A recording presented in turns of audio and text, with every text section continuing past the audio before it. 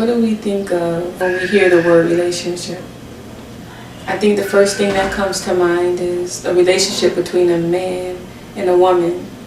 And I think that we need to define what relationship means. We should constantly do that, define words. And I like to remind myself of that because we're given definitions, but we need to ask ourselves, does this definition apply to me? So relationships is the state of connecting mother and child, father and child. It could be friends, it could be family. And I think when we look at it in a broader sense, we could find a better way to relate to everyone. So before you try and determine what a relationship is between a parent and child or someone you don't know that well, let's just define what relationship is. And then once you have that basic concept of relationship, you can relate to people in a positive way. Because I think what we do sometimes is we look at it like, okay, this person is a stranger, so I need to treat them this way. This person is my child, so I need to treat them this way. And that is true to a point, but we still need to understand that we deal with everyone at a certain level the same way. I think if we do that, then we can value respect, we can value people, relationships, life. It really is a thing. I think you have to first take a look at it, dissect it, and look at it in stages. So once you define what relationship is, once you understand that concept or that definition, then you ask yourself, how do I build a relationship between individuals? How do I do that? I would say that it comes from within. So you look within yourself to figure out how can you relate to other people. That means connecting with yourself, connecting with your body, connecting with your mind and your spirit. You have to listen because you're listening to yourself. You're listening to your body. And when you're listening to it, you're trying to understand what is your body asking of you. This is how you get in tune with your body. Because once you take the initiative to understand yourself, you can understand others. It makes it easier to bring out the best in other people. You can help them. You can help them see the goodness in themselves. You connect with yourself. That's true. And I think once you do that, I think it will help us build a stronger connection to build a nation. Because then you strengthen your spirit and you strengthen your connection to your people. A lot of us are missing that. And I think the reason why is because we don't understand the connection within ourselves. It's very powerful when you do that. You have an understanding of life that is amazing. And you can bring that out in others by showing them. The feeling is even greater. When you have a connection with yourself, when it's time to relate to others, we know that anything that they're saying will have an influence on you, whether it's good or bad. Having the ability to take in that information, dissect it, and determine what's good and what will help you makes it easier. You have a connection with yourself. It makes it easier because you're at peace with yourself. Once you understand who you are and the things that you need to maintain a healthy life, you know.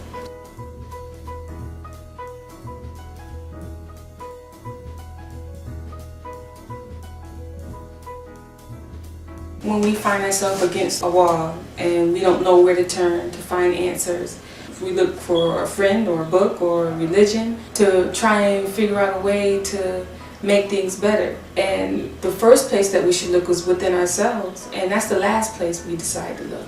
I think that's due to the outside influences, because that's what society wants you to do. They want you to feel like they have all the answers and you go to them. They control you, so you can't make decisions for yourself. And we're not saying that you can't seek help from other sources, but just always remember that that answer lies in you, and you try and figure out a way to tune into that. When we're in relationships, we're looking at the way someone else is acting and how that person needs to change to make us feel better. How do we learn how to interact with each other in a peaceful way rather than constantly being against each other? How do we do that?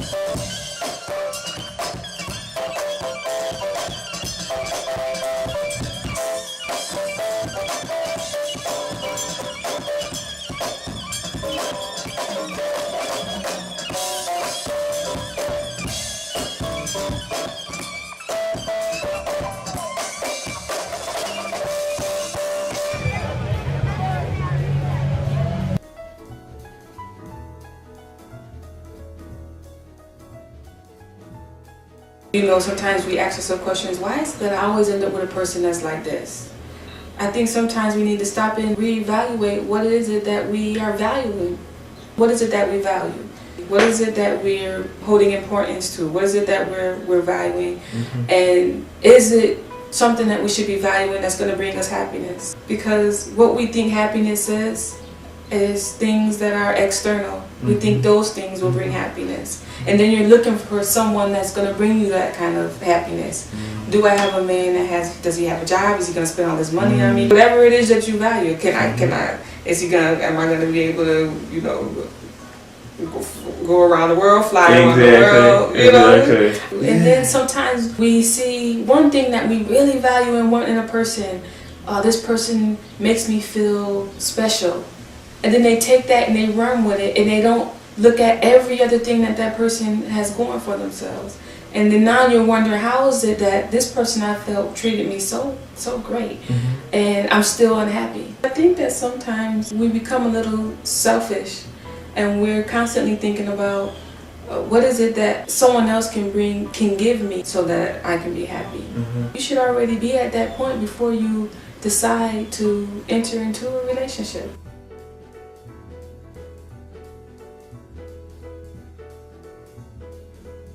If I decide that when I'm relating to someone, doesn't matter who it is, if it's, you know, my son or someone that I met walking down the street or a family member, the first thing that I'm thinking is the unity of family. That's the first thing I'm thinking of, because I know that in order to build a nation, I have to see our people as one. And in any relationship, I think when we think of How can I show that I'm the smarter one, or I'm the one that's, the dominant one? How can I show that I'm the one that is always right and you're always wrong? How can you build like that if you're constantly trying to prove that you are the superior one? How can we build like that? How can you have a healthy relationship with anyone when the first thing that you do is you're trying to figure out, you're judging that person, and this is anyone. This is you're judging your child, you're judging your spouse, you're judging a stranger, someone that I think we do that a lot. We judge strangers a lot. People we don't know, we judge them a lot. By appearance, we judge them. When they start to speak, we judge them. The way they move, or if they do something that we consider not normal, we judge them. And automatically we defeat ourselves because we can't build.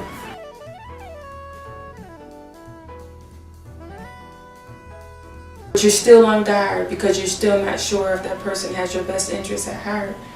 They bring that baggage from one relationship to the next. And once again, let's keep in mind that when we talk about relationships, we're not just talking about a male and female relationship. When you do that, you work against yourself. Once you listen to yourself and you're in tune with yourself, you'll make the right decisions.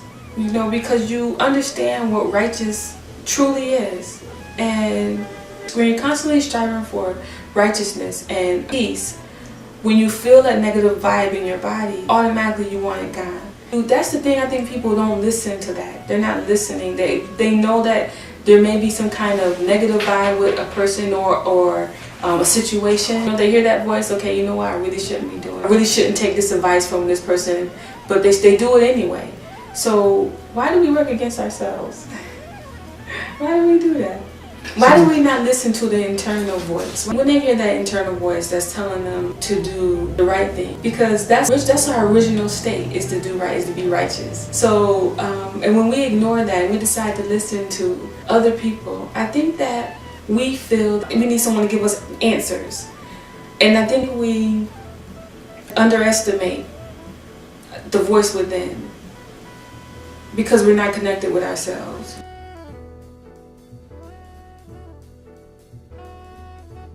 I was observing something in the store one day. They have these chairs, right? That the mobile chairs that they can use to shop.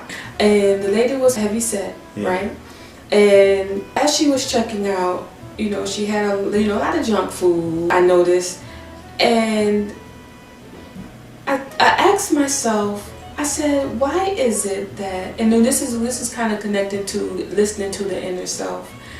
You know that what you're eating is unhealthy. You know that it's affecting your body to a point where you can't even walk around the store. But yet you still continue to not change your habits. Your body is telling you, look, this is not good for me. But yet you're deciding to work against your body. Why is it that we do that? Like I said, this person clearly looked like they were having some health issues. And once you're not feeling too good, no matter, like say if you have something like, a common cold, you know that you need to rest your body. You know that you need to take it easy because you're trying to build back your immune system back up. You're trying to fight the cold off. So you're listening to your body, so that you can get better. Why do people decide not to do that for their health overall? You know that eating bad foods is going to lead you to not be healthy. So why is it that we decide to continue to not listen to what it is that our body is telling us?